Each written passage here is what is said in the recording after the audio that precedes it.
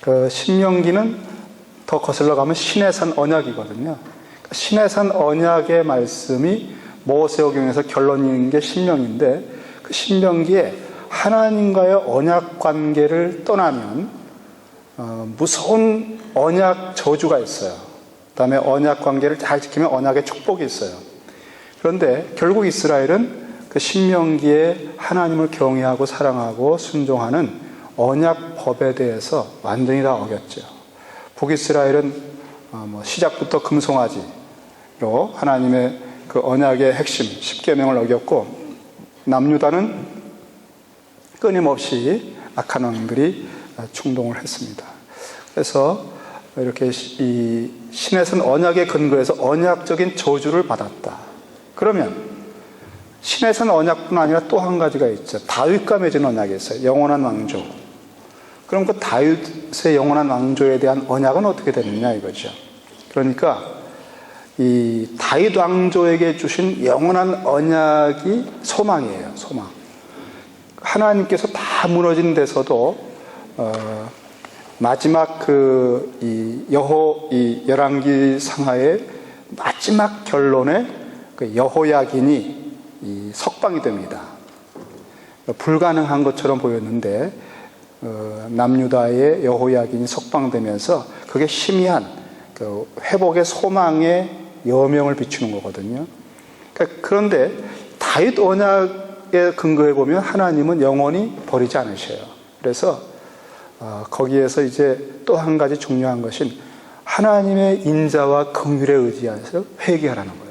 그러니까 이 열왕기 상하의 메시지는 왜 망했나 하는 그것을 아주 적나라하게 말합니다. 역대기에 가면은 다윗의 범죄나 이런 기록들이 없습니다. 솔로몬이든 다윗이든 안 좋은 기록들이 없어요. 거기는 다윗과 솔로몬이 이상적인 왕으로 묘사돼요. 성전을 세우고 예배하는. 왜냐하면은 역대상하는 포로기 이후에 새로운 예루살렘 성전 건축하고 하는 새로운 시대입니다. 그래서 이미 다 치러낸 거예요. 죄의 대가를. 그래서 거기는 그 기록들을 보면은 격려의 메시지가 강하죠. 하지만 열왕기 상하는 포로기 속에서 아주 뼈저린 고백, 회개, 돌이킴, 하나님의 그 좌의 날선 잣대와 기준이 무엇이었는가를 가지고 과거의 역사를 예리하게 이렇게 검토한 거예요. 그래서 하나님의 관점으로 신명기, 창세기 전체 그 모세오경에는 그 센터가 뭡니까? 동상 가운데 있는 것처럼 하나님 보시기에 어떠냐. 그래서 왕들을 재는 모든 표현들이 여호와 보시기에 악했더라, 여호와 보시기에 선했더라. 그 기준이에요. 그게 가장 인간에게는 사활이 걸린 기준이죠. 그것을 아주 정말 가감없이 다윗이든 누구든 가차 없습니다. 포로기에 무너져서 그렇게 처참하게 됐는데 이제 뭘 봐주는 게 어디 있어요? 그러니까 하나님의 말씀의 잣대 앞에 다 서는 거예요. 아주 정말 벌거벗긴 채로 다 서는 겁니다. 그래서 어떤 왕은 참 좋은 왕이지만 산당을 제하지 않은 것, 또 진짜 하나님 앞에 합당한 왕, 그리고 악한 왕, 이런 것들의 평가를 해냈다는 것입니다. 그것은 결국은 회개하고 돌이키는 하나님의 긍휼과 인자를 구하게 만드는 정말 절절한 그런 호소와 같은 것이 열왕기 상하다. 그 중에 우리가 솔로몬에 대해서 보다가 말았는데요. 오늘 같이 잠깐 더 마무리하시죠. 자, 5페이지 보시면 솔로몬에 있어서 솔로몬이 이중성, 이 사람은 열왕기에서 긍정과 부정의 어떤 원형과 같은 인물이다, 그런 얘기를 했었죠. 열왕기 전체는 결국 솔로몬 한 사람을 이해하면은 하나님의 잣대가 무엇인가를 알 수 있다. 자, 다시 한번 AA-BP- 다음에 센터에 D, CC-D가 있는데, 센터, 솔로몬의 생애의 전환점은 성전 건축과 왕궁 건축이에요. 그 센터가 D죠, D. 성전 건축하고 왕궁 건축하면서 그 다음부터 솔로몬의 변질이라고 할까요? 어떤 초기에 순전한 데서 빗나갑니다. 그런데 다시 A를 보시면 A의 3장 1절에서 15절에 이방인과의 결혼, 바로의 딸이 나오죠. 이게 중요한 코드라고 그랬죠. 처음으로 등장하는 바로의 딸. 그런데 그때는 이걸 지적을 안 해요. 이만큼 더 애굽까지도 딸을 줄 만큼 이 이스라엘이 강성했다는 것에 오히려 그런 측면을 부각시켜 줄 만큼 묻혀버립니다. 왜냐하면 그때는 솔로몬이 다시 한번 성경을 보시죠. 우리 그때 3장 열왕기상 3장 오늘은 다 끝내려고 합니다. 우리가 너무 오래 우리 솔로몬에 붙들려 있는 것 같아요. 이 한 사람 잘 이해하면 나머지 다 보는 해석의 열쇠니까 헛되진 않지만 3장 3절에 보면은 1절에서 이미 바로의 애굽왕 바로로 더불어 인연을 맺어 그 딸을 취하고, 참 이거 있을 수 없는 일이고 이미 신명기에서 지적한 일이지만 그냥 덮어둡니다. 그리고 3장에서 2절에 제사하는 것도 이렇게 두둔해 줍니다. 아직은 여호와의 전이 건축되지 않았기 때문이다 라고 하는 느낌을 줍니다.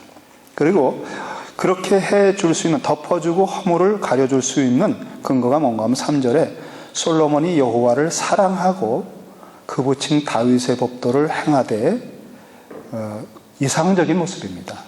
하나님 여호와를 사랑하는 것, 경외라고 하는 단어가 있던 신명기에서 요구하는 게 사랑이에요. 뜻과 성품과 목숨을 다해 사랑하고 경외하고 사랑하고, 그 다음에 하나님의 규례와 법도를 지키는 건데, 하나님의 규례와 법도를 완벽하게 이상적으로 하나님 기대하신 합격의 수준으로 지킨 사람은 다윗이에요. 다윗은 중심으로 하나님이 인정을 한 사람이에요. 중심.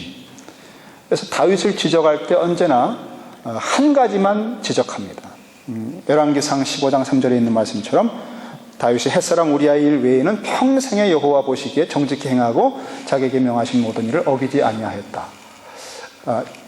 이 열왕기상 15장 5절이에요. 그러니까 햇사람 우리아의 밧세바 사건, 우리아 죽인 사건 외에는 평생에 여호와 보시기에 정직히 행했다 하는 것입니다.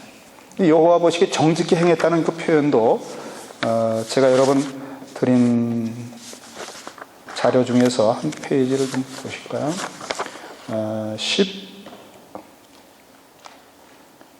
15페이지, 12페이지 한번 보세요. 12페이지 보시면 야사르라고 하는 단어가 나오는데, 야사르라고 하는 단어를 이제 그 성경에 쓰인 용례를 분석한 것이 이제 컨커던스죠. 이 컨커던스를 보면은 한 단어를 찍으면 그 단어가 창세기부터 어떻게 쓰였는지가 쫙 나와요. 학자들은 이제 언제나 이런 그 용례를 분석하는 걸 기본으로 합니다. 우리들도 사실 성경 공부할 때 이 컨커던스를 사용할 줄 알면은 굉장히 창조적인 성경 연구를 할 수 있는데, 기회가 되면 여러분에게 그런 한번 시간을 갖겠습니다. 자, 여기 이것을 딱 이 단어를 찍어보면 인상 깊은 건 뭐냐면, 사사시대라고 하는 시대에 이 단어가 등장하잖아요. 거기에 사사기 17장 6절, 사사기 21장 25절, 이것은 사사기의 후반부에 집중적으로 4번 반복되는 사사기의 그 혼돈과 타락의 본질이 뭐냐? 왕이 없었기 때문이다. 그래서 사람마다 제 소견에 옳은 대로 행한다 하는 거거든요. 그러니까 자기 소견에 옳은 대로 행한다는 게, 옳은 대로라고 하는 게 야사르예요. 야사르. 고든, 정직한, 올바른. 제 소견에 옳다는 거죠. 자기 주장을 굽히질 않아요. 그러니까 참 다 사공이 많기 때문에 산으로 가는 겁니다. 그 시대가 타락과 늪으로. 그런데 문제는 왕이 없다는 거죠. 그렇다면 사사기는 그 타락과 부패의 시면에서 나오는 탄식, 간구, 말없는 기도가 부르짖음이 뭡니까? 왕을 주옵소서거든요. 그래서 사사기 다음에 사무엘상하에서는 사무엘의 기능이 왕에게 기름 붓는 기능이에요. 하나님이 주시는 왕을 세우는 기능.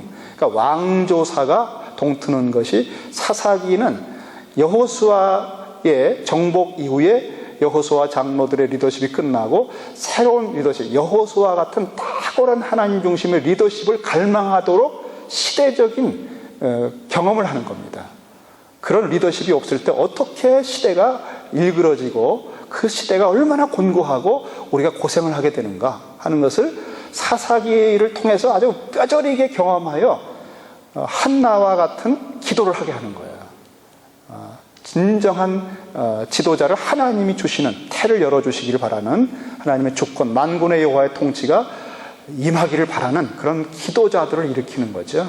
그래서 그런 기도를 통해서 사무엘을 일단 역사에 하나님이 주셨어요. 동시에 동시대에 왕을 주시는데 그 왕은 보아스와 룻이라고 하는 가정에서 일을 만납니다. 그러니까 다 제 속에는 옳은 대로 행하고 땅을 잃어버린 기업 회복에 대한 열망이 없고 다 이기심이 가득한 게 제 속에는 옳은 대로 행하는 건데, 하나님의 율법에 잃어버린 기업을 회복해주는 고엘이 되라. 그것을 위해서 룻이 이방 여자인데도 자기 젊음을 다 희생을 해버려요. 젊기 때문에 또 룻이 좀 아름다운 그런 게 있었던 것 같아요. 성품이나. 그래서 남자들이 막 추궁거려요. 젊은 남자들이. 그런데 보아스에게 우리 기업, 나오미의 잃어버린 기업을 회복해 주시오. 당신은 바로 그 고엘입니다. 그래서 내가 며느리이기 때문에 당신하고 결혼해야 됩니다. 그리고 그 결혼해서 난 아들을 통해서 이 기업을 회복할 의무가 당신에게 있습니다. 이게 뭐냐면 전혀 사욕이, 욕심이 아니에요. 사실 젊은 남자들도 내가 따르지 않고 내가 이렇게 행한 것은 참 하나님 앞에 복 받을 일이다. 그렇게 칭찬을 합니다. 그러니까 제가 그걸 보면서 우리 시대의 젊은이들이 얼짱, 몸짱, 별짱들을 다 찾아서 참 욕심껏 살아가잖아요. 그런데 그게 하나님 보시기에는 얼마나 허망할 수 있는가. 자기들은 행복하겠죠. 근데 여러분, 노아 시대도 마찬가지예요. 자기들 보기에 아름다운 여인을 택했다. 그러니까 자기들 보기에 토보 선하게. 그러니까 지금 이제 여기 똑같아요. 하나님 보시기에 선한 게 아니라. 그러니까 이렇게 사람들은 나 정말 기가 막힌 사람 만났어. 성공해서. 그건 참 어리석은 짓이에요. 룻에게 있어서는 자기 젊음을 다 그냥 희생해버려요. 그리고 명분, 하나님의 법이 하나님 보시기에 좋은 기업 회복의 법이 이루어지도록 자기 생애를 드리는 거예요. 그때 보아스가 나이 많은 사람이잖아요. 개인적으로 남녀 간에 있어서 그 행복이다, 그런 차원으로 기준을 대면은 생각이 많아지는데 그런 거 따지지 않고 헌신을 한 겁니다. 근데 그 헌신을 하나님이 무한대로 축복한 거예요. 왜냐하면 제 속에는 옳은 대로 하는 시대에 사사기를 극복할 수 있는 그런 사람을 만났다는 거죠. 그래서 그 계열에서 다윗이 등장하잖아요. 그러니까 왕의 족보는 룻기를 통해 만들고 왕이 오는 길을 예비하는 예비자 사무엘의 길은 한나의 기도를 통해서 이룬 거예요. 그러니까 그 어둠의 시대 속에서 하나님은 일하고 있었던 거예요.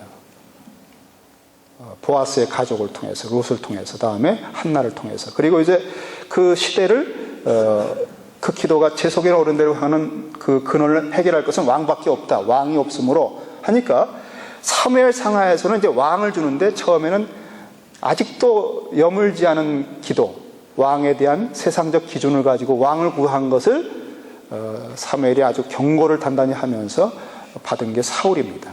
근데 사울은 정말 세상적인 기준으로 하나님의 뜻을 행하지 않습니다. 그래서 사울을 패해버리고 사람들이 왕을 뽑는 기준이 다 틀렸어요. 제 속에는 옳은 대로 행하는 사람들이 어떻게 왕을, 하나님 보시기에 합당한 왕을 찾겠습니까? 사무엘조차도 못 찾아요. 다윗의 형들 보고 기름 부으려고 하잖아요. 그러니까 사람들은 외모를 보게 돼 있어서 하나님이 사무엘에게 중심을 보고 뽑은 다윗을 만나게 해준 거예요. 이 다윗이 내 택한 왕이다. 그래서 다윗은 그럼 어떤 기능을 할까? 왕조사에서 다윗은 제 속에는 옳은 대로 야사르하게 행하는 시대를 바꿀 거 아니에요. 그러니까 그는 어떤 사람이냐?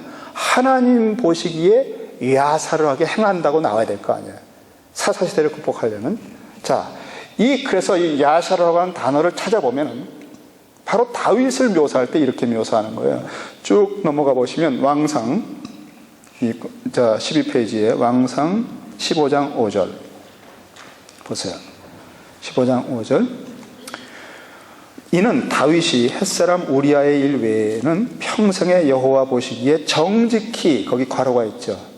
그게 바로 저 위에 사사기 17장 6절, 21장 25절에 있는 옳은 대로라고 하는 괄호와 똑같은 단어입니다. 드디어 제 속에는 옳은 대로 하지 않고 여호와 보시기에 옳은 대로 행하는 왕이 등장했다는 겁니다. 여러분이 단어로 추적해 보면요, 하나님의 구원사가 어떻게 진행되는지를 알 수 있어요.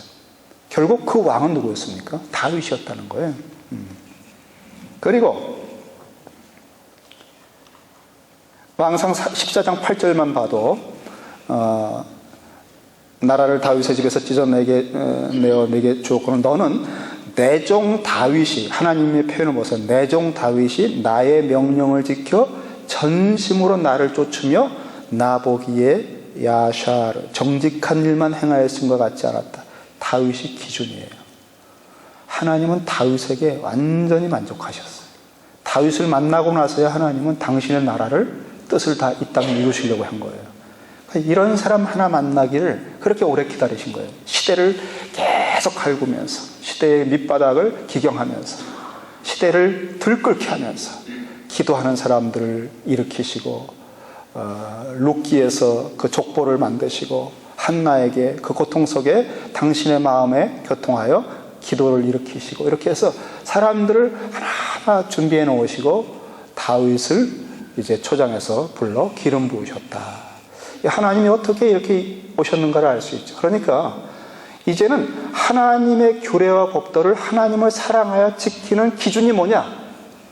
하나님의 규례와 법도를 전심으로 하나님을 사랑하면서 지켰던 말씀이 성육화된 구약적 길이요 진리요 생명과 같은 잣대가 뭐냐? 다윗입니다.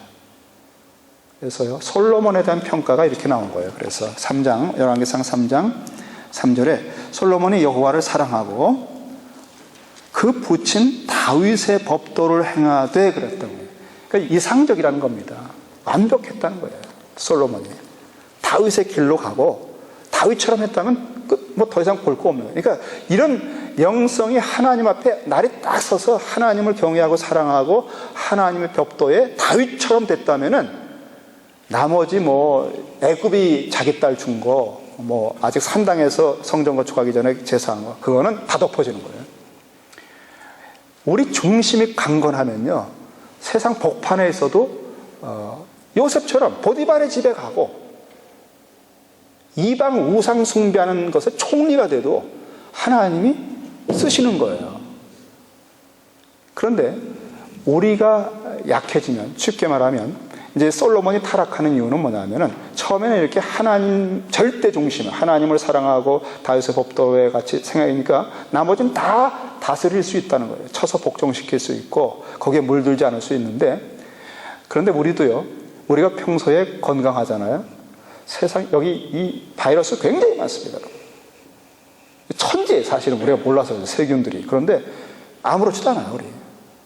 근데 우리가 약해지잖아요. 그냥 바이러스에 감염돼 버려요.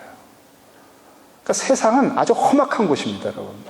정말 양을 이리 가운데 보내는 것 같아요. 그런데 우리가 하나님 앞에 임마누엘로 무장하고 하나님 앞에 영성이 딱 날이 서 있으면 오히려 세상이 합력하에 다 선이 돼서 우리를 키울 수 있을 뿐이에요. 우리를 해칠 수가 없어요. 솔로몬이 그런 단계에서 이제 성전을 짓고 왕궁을 짓는데, 조금 더 보시면은 처음에는 A에서 조금 내려오세요. 제가 이건 지지난주에 봤던 것 같아요. 솔로몬에 대한 지혜도 굉장히 긍정적이에요. 다시 15페이지에 지혜, 부, 명예도 다 하나님이 복으로 주신 거예요. 그 지혜와 더불어서. 그 다음 B번에도 그 지혜로 말미암아 부, 명예들도 다 긍정적이에요. 이런 좋은 초반에 긍정적인 A, B, C, 그 다음에 성전 건축까지 헌신해서 하는데 도와주는 사람들도 다 하나님이 정말 섭리적으로 도와주게 하고, 그래서 성전 건축을 하고, 그 다음에 왕궁을 건축하는데 거기 또 하나 코드가 나오죠. 바로의 딸이 나오죠. 그러니까 바로의 딸을 위한 특별한 궁에 대해서 이제 짓는데, 하나님이 주신 지혜와 은사로 성전을 지을 때까지만 해도 하나님께서 너무나 솔로몬을 기뻐하시는데, 왕궁을 지으면서부터 이 바로의 딸들에 대한 이 마음이 아마 많이 간 것 같아요. 그러면서 경고를 하나 조건을 받습니다. 그 솔로몬의 하나님과의 만남 그 뒤에 왕궁 건축, 성전 봉헌 이후에 약속과 조건이라고 했죠. 9장 1절에서 9절 거기 보면은 한번 성경 보시겠어요? 이제 뭐 다 건축을 했지 않습니까? 열왕기상 9장 1절 9절 정말 위대한 성전 건축과 봉헌 기도 여러분 들어보시면 굉장히 감동적입니다. 여러분 읽어보셨지만 솔로몬의 봉헌 기도는 정말 가슴이 뭉클할 만큼 감동적이에요. 아주 스케일도 크고 정말 열방의 빛으로서 등극하는 그런 기도의 규모와 깊이를 가졌어요. 근데 이제 그 끝나고 나서 9장 1절에 말씀을 잘 보시면 솔로몬이 여호와의 전과 왕궁 건축하기를 마치며 자기의 무릇 이루기를 원하던 일을 마친 때에 여호와께서 전에 기브온에서 나타나신 같이 다시 솔로몬에게 나타나사 저에게 이르시되 네가 내 앞에서 기도하며 간구함을 내가 들었은즉 내가 너의 건축한 이 전을 거룩하게 구별하여 나의 이름을 영영히 그곳에 두며 나의 눈과 나의 마음을 항상 거기 있으리니 하면서 하나님이 원하는 핵심이 뭐냐면 이거 하나 이러면 다 이루어지는 건데요. 내가 만일 내 아비 다윗의 행함같이 마음을 온전히 하고 바르게, 여기 마음은 중심이라는 단어입니다. 심장, 다윗의 중심을 보았다 그 단어예요. 내가 만일 내 아비 다윗의 행함같이 중심을 온전히 하고 바르게 하여 내 앞에서 행하며 내가 네게 명한 대로 온갖 것을 순종하여 나의 법도와 율례를 지키면, 다음에 5절에 다윗에게 허하여 이르기를 하면서 다윗 언약의 그 온전한 것을 다 주겠다는 거거든요. 그러나 6절에 만일 너희나 너희 자손이 아주 돌이켜 나를 쫓지 아니하며 내가 너희 앞에 둔 나의 계명과 법도를 지키지 아니하고 가서 다른 신을 섬기고 그것을 숭배하면 내가 이스라엘을 나의 준 땅에서 끊어버릴 것이며 심지어 내 이름을 위하여 내가 거룩하게 구별한 이 전이라도 내 앞에서 던져버리리니 이스라엘은 모든 민족 가운데 속담거리와 이야기거리가 될 것이며 등등. 하나님은 다른 것보다 뭘 원하느냐? 하나님을 경외하고 사랑하고 그의 법도를 지키는 걸 원해요. 지혜는 은사입니다. 은사는요, 뭐 표적을 일으키고, 뭐 귀신 쫓고, 뭐 예언하고, 그거 다 은사거든요. 은사는 아무것도 도장 없어요. 중심에서 하나님을 경외하고 사랑하고 그의 말씀을 지키는 거. 이 중심이 아니면 아무것도 도움이 안 돼요. 오히려 우리를 해하는 것이 됩니다. 그러니까 하나님은 그거 하나를 보시는 거예요. 은사요? 은사는 줄 수가 있거든요. 하나님. 능력은 정말 별거 아닌 사람한테 부어줄 수가 있어요. 능력은 하나님께 있는 게 다 능력이잖아요. 그러니까 하나님은 중심 하나를 보는 거예요. 가난해도 괜찮아요. 사회적으로 아무리 못나도 괜찮아요. 하나님은 오히려 그런 사람을 택해서 그 중심을 보시고 당신의 영광을 드러내시기를 원하신다. 그러니까 하나님의 마음을 여기서 알 수 있고, 근데 거기에 이제 바로의 딸이 코드로 C-에 나옵니다. C-에 바로의 딸이 나오고, 그 다음에 B- 지나서는 점점 더 이상하게 이 솔로몬의 마음이 지혜나 부나 병거나 말들을 많이 갖추면서 자꾸 조금씩 그 자기중심적인 것을 추구해요. 그러니까 시바 여왕이 와서 우리가 귀하게 보지만은 이 교차 대칭 구조에서 보면 초기에 순전했던 그 지혜로 했던 것과는 달리 뭘 자꾸 받습니다. 영광을 받고 그 지혜를 통해서 그 은사를 통해서 막 그 이득을 얻는 거죠. 그리고 결국은 A-에서 이 바로의 딸에 대한 사랑을 하나님 사랑이라는 똑같은 단어가 그 사랑의 주체가 이 이방 여인들을 사랑하고 연애하는 똑같은 단어가 두 번이나 반복되면서 솔로몬이 완전히 우상 숭배를 허락하고 우상 숭배하는 사람이 되고 말았어요. 이게 솔로몬의 모습이라고요. 참 이것이 이스라엘 왕조사의 모습들이기도 하다는 겁니다. 자, 넘겨보시면 참 열왕기 상하의 기자가요 굉장히 예리하죠. 참 이게 하나님의 성령의 감동이 아니면 이렇게 절묘하게 묘사하기 어려워요.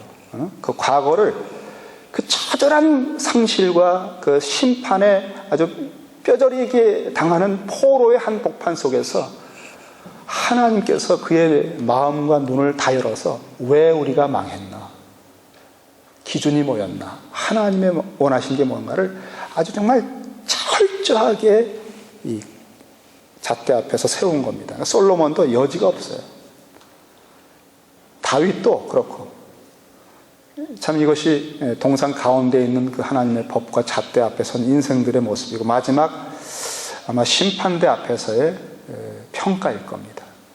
예외가 없습니다. 다윗도 예외가 없어요. 이런 것이 우리에 대한 그 경각심을 주고, 그래서 결국은 유일하게 하나님의 인자와 긍휼, 그 영원한 언약, 다윗 언약인데 그것이 신약으로 오면은 예수님의 새 언약이에요. 우리가 의지할 게 그리스도의 완전하신 의의 길, 다윗보다도 탁월하신 영원한 의와 하나님 오시기에 합당하게 가신 주님의 길과 진리와 생명되심만 의탁하고 거기에서만 긍휼과 은혜를 구하는 것이 우리의 유일한 회복의 길이에요. 바로 이제 구약은 바로 그것을 보여줬다는 거죠. 구약에서. 자, 이제 마무리하면 됩니다. 여러분 6페이지에 열왕기의 왕들을 어떻게 이런 잣대를 가지고 썼는가 할 때 아주 정형화된 치세 공식이라고 하죠. 그래서 연대를 대조해서 기록을 하는데 북왕국, 남왕국 이렇게 하면서 그 왕조들을 비교합니다. 그러면서 왜 하나님의 심판을 받고 하나님께 좋은 평가를 받았는가를 쓰는데 즉위시의 나위를 쓰고 통치 기간과 어디가 수도인가 또 태후의 이름은 무엇인가. 이제 유다의 족보에서는 왕에 대한 평가가 나와요. 이제 이 평가가 중요하지 않습니까, 여러분? 다음에 치적 내용, 다음에 자료가 어디에서 왔나 이런 것들. 예를 들어서 여러분 한 샘플로 이제 이 반복적인 이 정형화된 것들을 알면 반복을 여러분 읽으실 때 의미를 더 알 수 있죠. 열왕기상 22장 한번 보시죠. 한 샘플로 하나 뽑은 겁니다. 열왕기상 22장 41절에서 51절, 50절.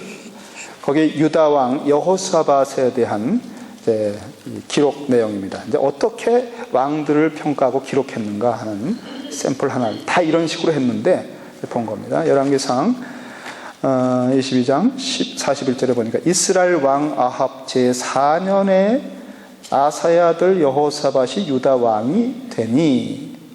자, 연대 대조기록이라고 했죠. 그러니까 남왕조의 여호사밧을 묘사할 때는 북이스라엘이 당시 누구였는가 하는 대조를 했다는 거예요. 이스라엘 왕 아합 통치 때 언제냐? 제4년 아사의 아들 4년에 남쪽은 그때 여호사밧이 유다 왕이었다. 이렇게 대조하면서 하고, 그 다음에 이제 이번에는 남왕국 왕에 대한 진술이 나오는데 즉위하는 왕의 이름, 즉위 때의 나이, 수도, 통치기간. 그래서 여호사밧이 왕이 될 때 나이 35세라 예루살렘에서 25년을 치리하니라. 그 모친의 이름은 아수바라 시리의 딸이었다. 이렇게 아주 공식화한 이런 그 문장 구조를 가지고 기록을 했다는 겁니다. 역사 기록을. 그 다음에 이제 3번에는 남왕국 왕의 어머니에 관한 기록이 나와요. 여호사밧이 그 부친 아사의 모든 길, 요건 지나갔죠. 그 다음에는 평가, 4번의 평가, 43절의 평가죠. 역사가의 평가입니다. 이 평가는 이제 잣대가 뭐냐 할 때 하나님 보시기에 어땠는가 하는 거예요. 신명기에 에덴 동산 가운데 있는 것이 심화 확대된 신명기의 잣대, 모세 언약의 잣대. 여호사밧이 그 부친 아사의 모든 길로 행하며 돌이켜 떠나지 아니하고 여호와 보시기에 정직히 행하였으나, 근데 여기 이제 완벽하지 않아요. 그랬으나 산당은 패하지 아니하였으므로, 여기 정직히 잘 했다는 거죠. 아까 그 단어처럼. 산당을 폐하지 아니하여서 산당에서 제사를 드리며 분향했다. 그런 거예요. 또 남은 사적, 5번째 왕의 사적에 대한 참고 기록. 그 다음에 후기, 6번은 후기죠. 사망은 언제 했나, 매장지 후계자, 그런 것을 이제 썼다는 것입니다. 이런 식으로 전체 기록이 정형화되어 있어서 여러분이 참고하시면 이제 이건 이렇게 기록했구나. 그러면서도 예리하게 그 잣대를 가지고 평가했다 하는 것입니다. 7페이지를 보시면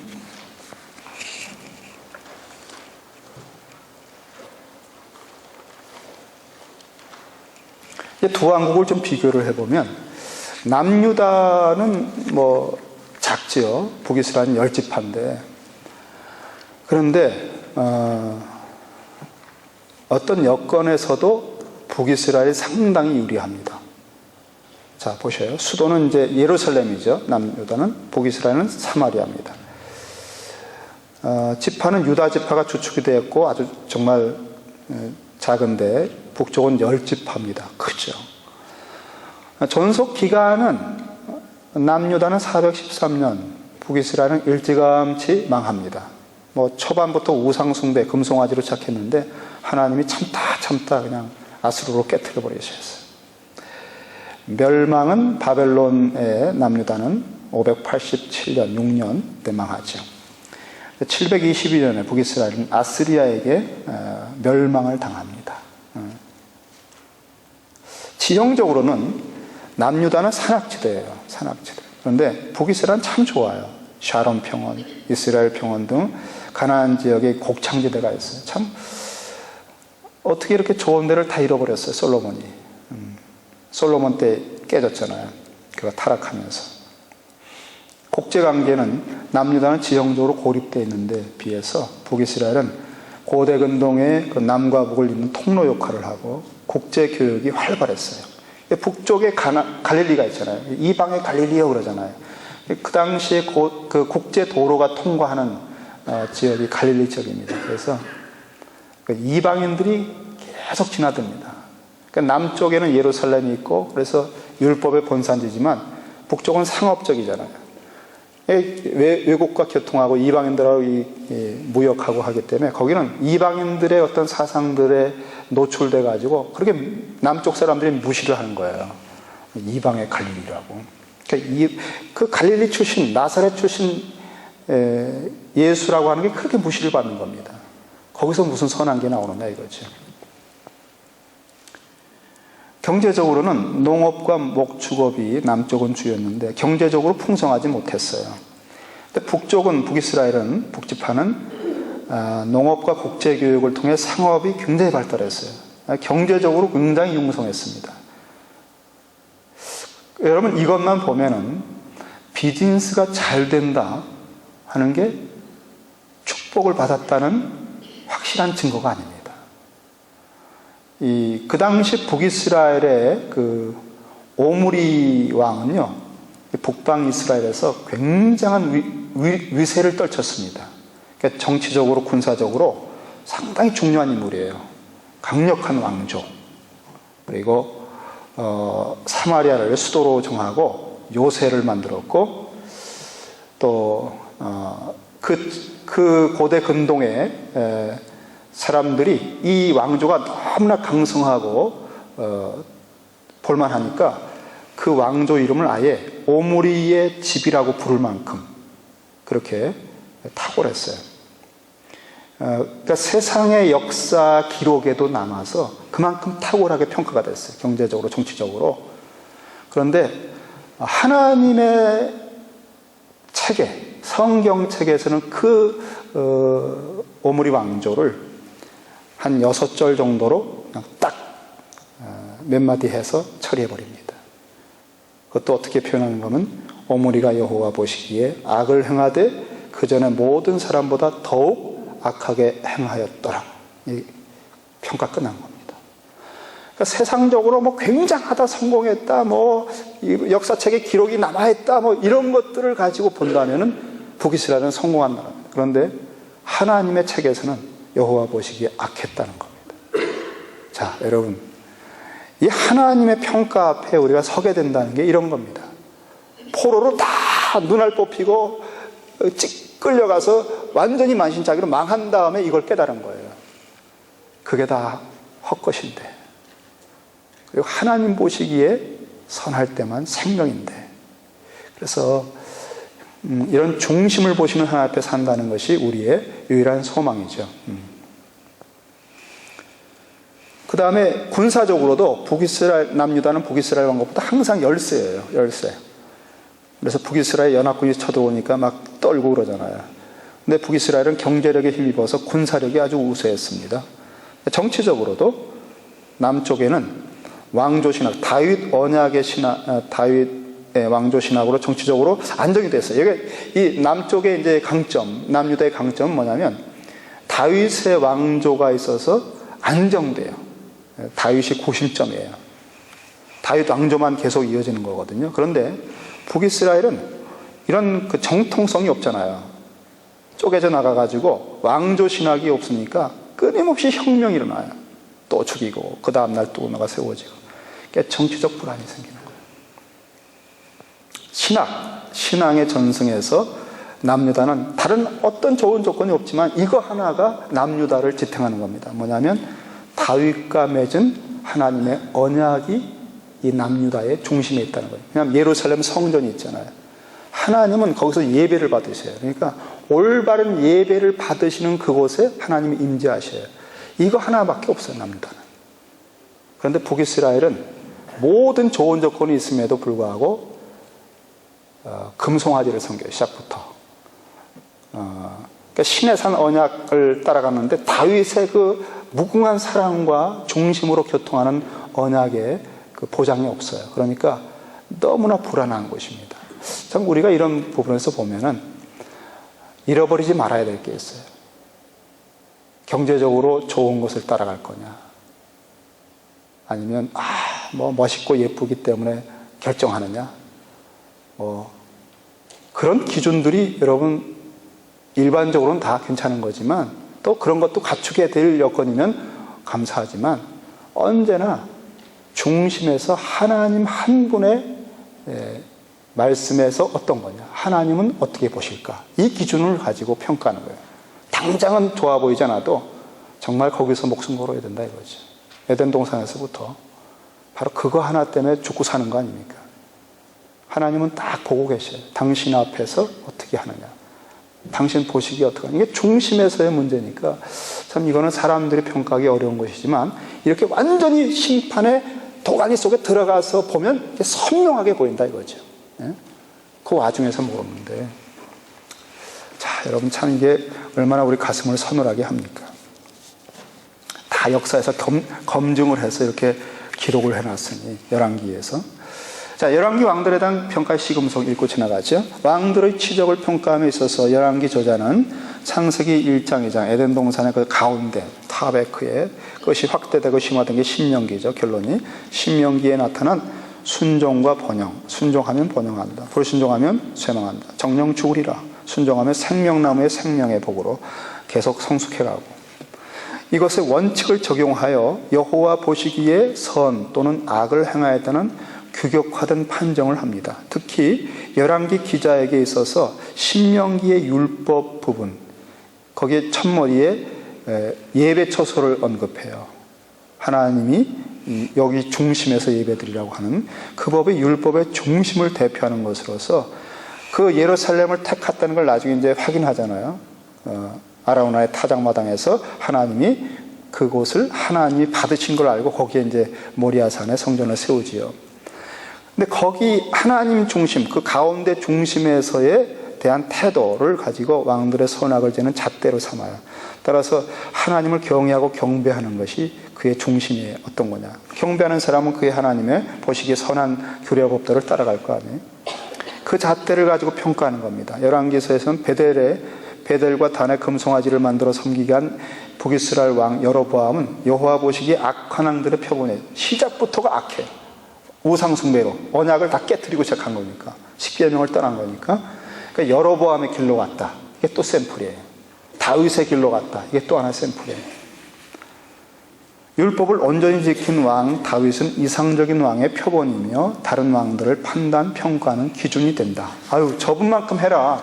이런 거 있잖아요. 아유, 아무개 집사님처럼 해봐. 그것을 세상에서는 아이들한테 쓰면 안 됩니다. 아이들한테 그 얘기하면 이제 내 친구 아들은 이렇게 하면 이제 애들 아주 상처받습니다. 그런 얘기 하지 않도록 조심하세요. 내 친구 남편은 이런 얘기도 자매들이여 절대 해서는 안 됩니다. 다 고유하게 만든 겁니다. 그러나 우리 주님을 잣대로 되는 건 괜찮습니다. 자, 우리 쓸데없는 얘기 이제 그만하고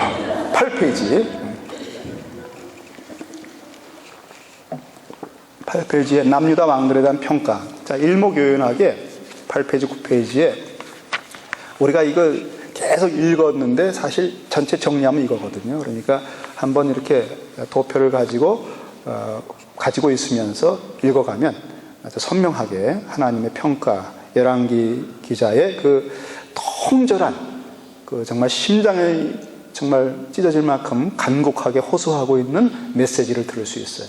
절대 하나님 보시기에 악한 길로 가지 말라. 나처럼 된다. 우리처럼 된다. 이게 결국이다. 하나님 보시기에 그 선한 길로 돌이키라. 일말의 긍휼이 있을 것이다. 하나님의 그 영원한 무궁한 다윗의 언약에 근거해서 우리는 일말의 소망을 가진다. 하나님은 인자가 많으시고 긍휼이 있으시니까 우리가 돌이키며 받으실 것이다 하는 아주 절규와 같은 호소가 열왕기 상하예요. 그래서 어떻게 평가를 이제 했다 하는 것을 보면은 느끼는 바가 있습니다. 남유다 왕들에 대한 평가인데 세 단계, 더 세미하게 할 수 있지만 크게 세 부류입니다. 부정적인 평가가 있어요. 왜냐하면 이것은 하나님 중심의 예배 초소인 그 성전, 예루살렘 성전이 있는데도 불구하고 북이스라엘이 아예 성전 없이 금송아지로 남북에 세워가지고 하는 거니까 거기는 생각할 거 없고요.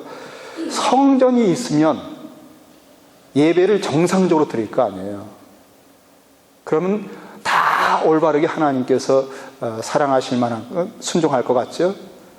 아니 그렇습니까 여러분? 아니 뭐 시카고에 우리 시대 교회들이 없어서 우리가 믿는 사람들이 괴롭습니까?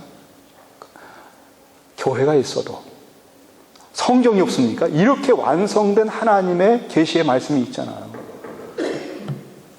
책방에 얼마나 성경이 많아요. 목사들이 없습니까? 우리가 다 갖추었는데도 안 하는 거잖아요. 바로 그러한 평가를 하는 거예요. 남유다는. 부정적인 것은 배도하는 거예요. 다음에 조건부 긍정은 부분적으로 개혁을 한 왕들은 하나님 보시기에 좋았다는 거예요. 정직했다. 그러나 하고 나와요. 산당을 제거하지 않았다. 다음에 긍정적인 완전한 개혁은 이제 정말 하나님 보시기에 합당하다는 겁니다. 자, 완전한 하나님 보시기에 마음에 쏙 드는 몇 왕에 대한 것이 나오죠. 보세요. 거기 보면은 히스기야, 그렇죠? 솔로몬은 이상적인 지혜로운 왕은 초반에 솔로몬은 이중적이라 했잖아요. 그분은 이 사람은 초반에 완전히 이상적이었어요. 여호와를 사랑하고 다윗의 길로 갔던.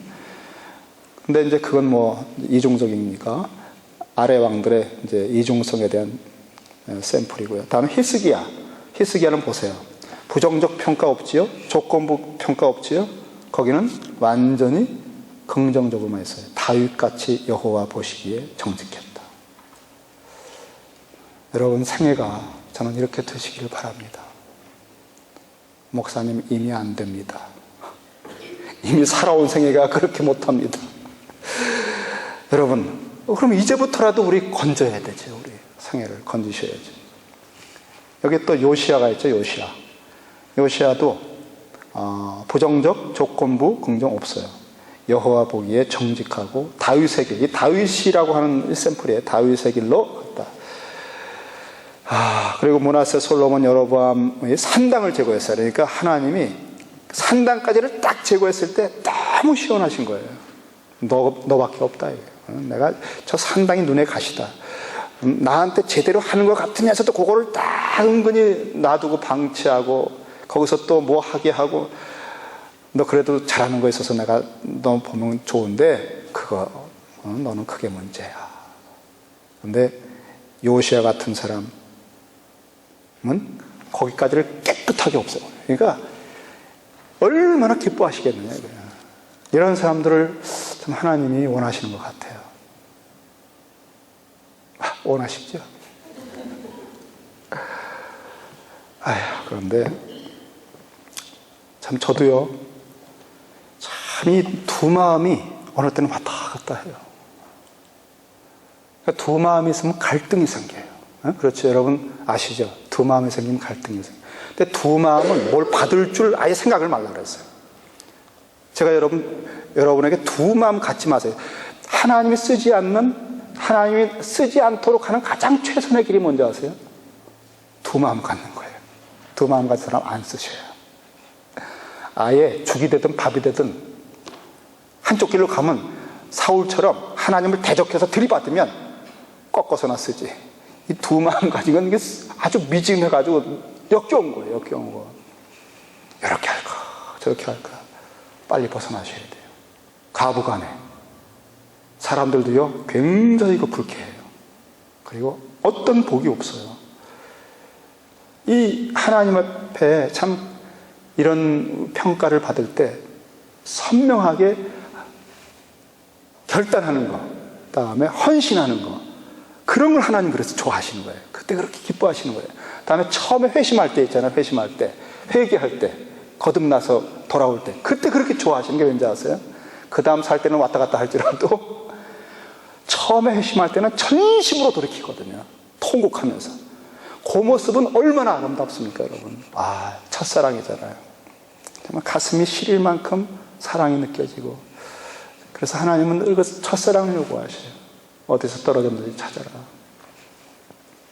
저는 목회하면서 제가 처음에 이 교회를 함께 여러분과 세우면서 이 시카고에 위해서 했던 헌신, 제 남은 생애를 다 드리겠습니다.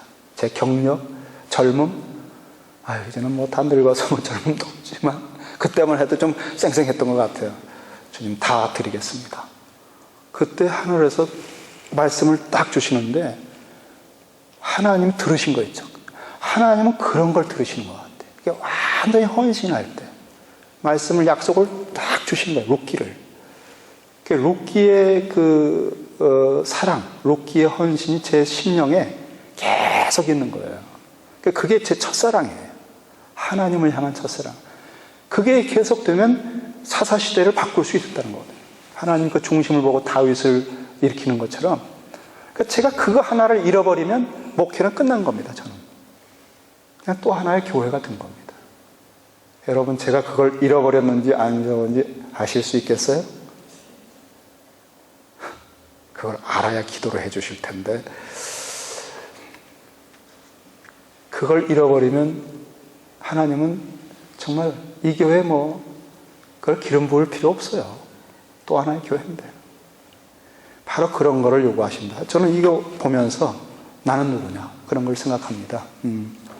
나머지 더 볼 거 없어요. 나머지 볼 거 없는데, 이 남유다가 망하는 끝부분에 가보세요. 끝부분에 가면은 히스기야 나오죠. 아랫부분에 히스기야. 히스기야가 다윗과 같이 보시기에 정직했다는 굉장히 좋은 왕이잖아요. 그런데 여러분, 역사는 참 묘합니다. 히스기야 다음에 므낫세입니다. 이 므낫세가 어떤 사람인지. 근데 므낫세 다음에 아몬이 잠깐 나왔고요. 그 다음에 또 시대를 역전시킬 만한 굉장한 인물을 하나 주셨어요. 요시야입니다. 요시야는 전무후무할 만큼 아주 하나님 마음에 들었어요. 그런데 요시야 다음에 보세요. 여호아하스, 여호야김 다 여호와 보시기에 악으로 가장 부정적인 평가를 받고 그 다음에 망합니다. 참 묘하잖아요. 히스기야 등장했으면 될 것 같죠. 네? 요시야 같은 사람이 나타났으면 그 회복이 될 것 같잖아요. 열왕기 왕하 23장 한번 보세요. 왕하 23장.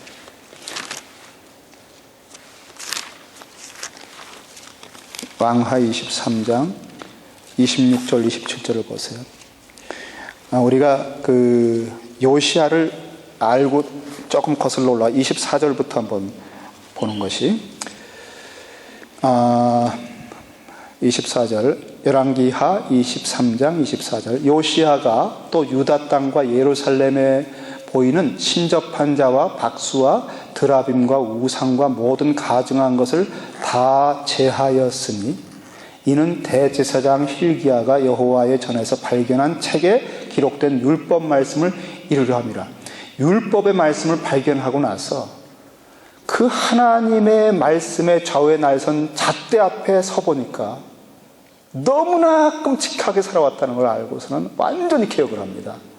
말씀의 그 잣대 앞에서. 그래서 다 아주 그냥 진멸해버리고 뽑아버리고 요시야와 같이 마음을 다하며 성품을 다하며 힘을 다하여 여호와를 향하여 모세의 모든 율법을 온전히 준행한 임금은 요시야 전에도 없었고 후에도 그와 같은 자가 없었더라. 그럼 이제 이스라엘 남유다 회복됐습니다.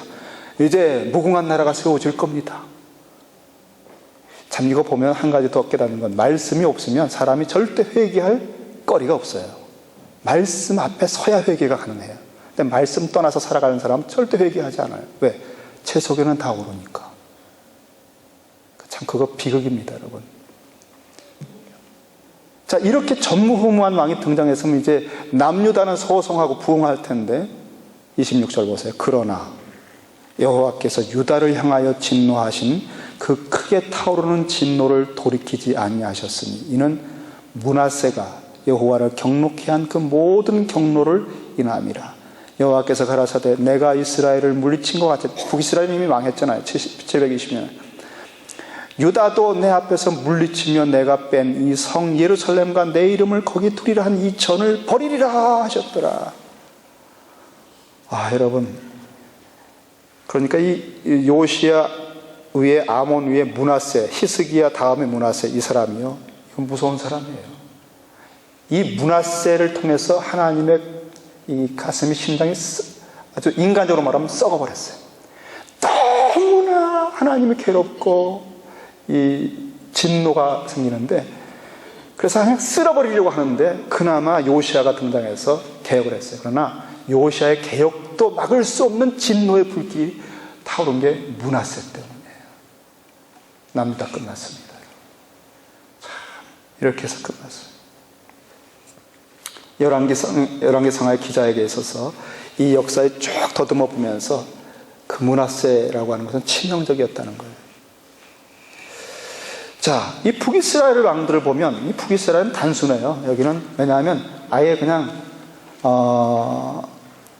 그 9페이지에 그 3번에 보면은 남부 왕조 시기 왕 통치기간 비교인데 이건 앞에서 했기 때문에 우측에 북왕조에 대한 내란 시기, 번영 시기, 몰락 시기, 번영 시기, 번영도 합니다, 여러분. 우상 숭배하는데 번영합니다.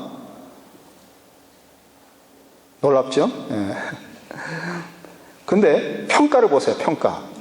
평가가 뭐죠? 처음부터 끝까지 악함, 악함, 악함. 아주 단순해요. 왜? 금송아지를 섬기며 시작했고 마쳤거든. 그런데 남유다는 왼쪽에 보면은 악함, 악함, 선함, 선함, 악함, 악함, 악함, 불안정, 불안정, 불안정, 선함, 악함, 선함, 악함, 악함, 선함, 악함, 악함, 악함, 악함, 끝. 리듬이 있어요. 그래도 여기는 그래도 리듬이 있죠. 근데 북왕조는 악함, 악함, 악함, 악함, 악함.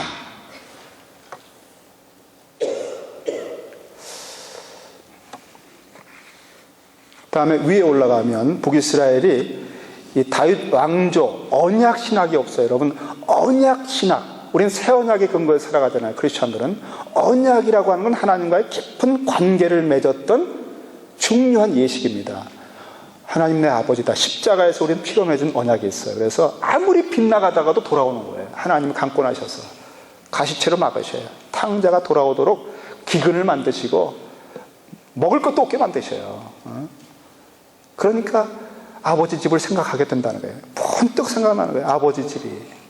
그래서 돌아오는 겁니다. 우리는 언약 맺은 백성이기 때문에 영원한 저주가 없어요. 여러분, 다른 길로 가면 하나님이 사랑하기 때문에 간섭하셔요. 징계하셔요. 버려두지 않습니다. 여러분은 마음대로 못 삽니다. 다윗 언약에 있는 남유다도 하나님이 북이스라엘 동맹 아람과 이스라엘이 쳐들어온다. 남쪽에 아하스가 막 부들부들 떨 때 유명한 표적을 주잖아요. 임마누엘, 처녀가 아이를 낳으면 두려워 떨지 말라, 믿으라. 그런데 이제 북이스라엘은 이런 견고한 언약이 없기 때문에 누구라도 자기가 왕조를 차지하면 되는 겁니다. 그러니까 하나님 앞에서 차지하는 인간이 임자거든요. 그러니까 보세요. 이 북이스라엘의 우측에 보면은 비고에 보면은 살해됨, 자살, 7일천하, 살해됨 이거예요. 그러니까 견고한 건 언약입니다. 여러분, 그래서 하나님과의 관계에서 우리가 의롭다함을 구원받은 게 끝이 아니라 의롭다함을 받고 그 다음에 하나님과 화평을 누리자. 하나님과 언약 관계의 친밀함을 여러분이 누려야 돼요. 그래야 모든 연애하는 마음과 같아서 험악한 일도 7일처럼 수일처럼 지냈더라. 이게 봉사하는 힘입니다. 안 그러면 애써야 됩니다. 그러니까 언약이라고 하는 게 너무 중요하다. 예배, 언약, 말씀, 언약의 말씀, 성경 읽기, 이건 사활이 걸린 겁니다. 절대 프로그램 아니에요. 저는 우리 시대에 성경 읽기, 하나님 말씀대로 아침에 묵상하고 적용하는 것, 이런 기본기, 아주 유치한 기본기부터 회복하는 게 너무나 중요하다는 것을 여러분에게 아주 끊임없이 강조할 거예요. 유치할 만큼. 정말 여기서 살고 죽는다고 제가 강조할 거예요. 그리고 이 말씀 듣기 싫으면 어떻게 해야 될까요? 멀리 멀리 갔더니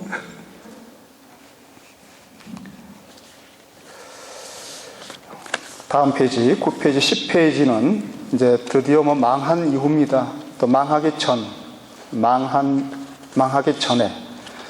우리가 망하기 전에 하나님께서는 선지자들을 선지자가 등장했다는 것은 열왕기상 우리 문학구조에서 봤듯이 선지자가 엘리야, 엘리사 이런 사람들 등장하는 건 바람직한 거 아니에요.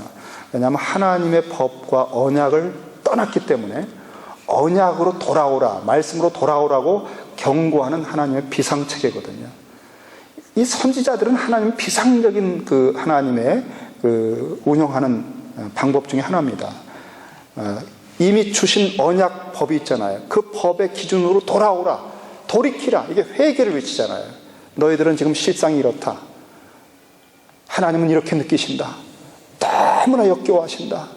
공의가 깨졌다. 이 법의 근거에서 너희들은 지금 완전히 부패했다. 그러면서 왕들에 대해서, 백성들에 대해서 경고하고, 그들이 그러면서 동시에 회개하면 이렇게 할 것이다. 하나님이 다시 이렇게 돌이킬 것이다 하면서. 그런데 이런 메시지가 점점 어떻게 되는가 하면은 초반에는 회개하고 돌이키는 거지만 끝부분으로 갈수록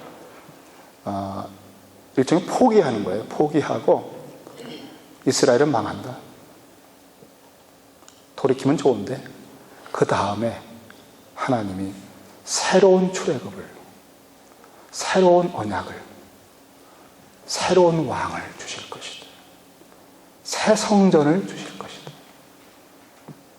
새 백성을 만드실 것이다. 새 언약이 뭐죠, 여러분? 예레미야 31장의 새 언약. 주님이 성만찬하면서 내 피로 세우는 새 언약이다. 이제 과거의 이스라엘이 끝난다는 거예요. 그리고 주님은 새로운 세계를, 새로운 백성을 만들겠다는 거예요. 그게 이 선지자들의 메시지에 담겨있는 미래를 향한, 앞으로 도래할 그리스도에 대한 예언이죠. 그리고 바로 8번에 보면 그 모든 것이 예수 그리스도 안에서 궁극적으로 성취가 되었다. 율법과 선지자의 완성이다. 그걸 도표로 보여준 겁니다, 여러분. 마크 스트롬이라고 하는 분의 책, 여러분 혹시 보신 분이 있을지 몰라요.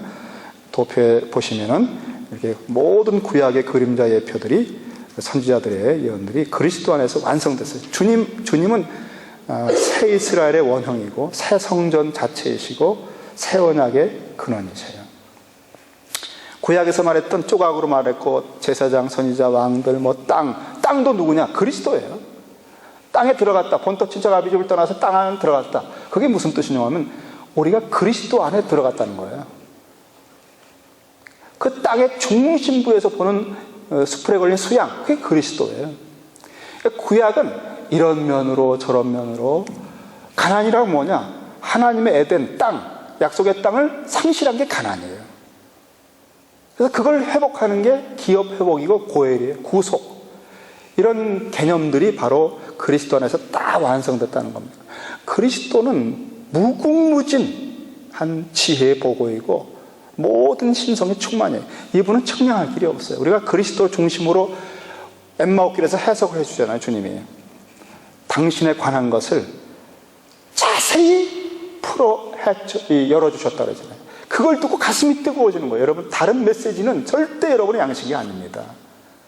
정말 주님의 십자가에서부터 부활, 십자가가 부활이 아니라 십자가로부터 부활, 먼저 고난, 죄의 문제가 해결되고 그로부터 부활의 세계, 그다음에 부활의 권능을 누리면서 변화되고 성숙돼서 그리스도 장성함으로 가는 것, 이런 방향으로 가는 메시지를 여러분 계속 들으셔야 해요. 계속.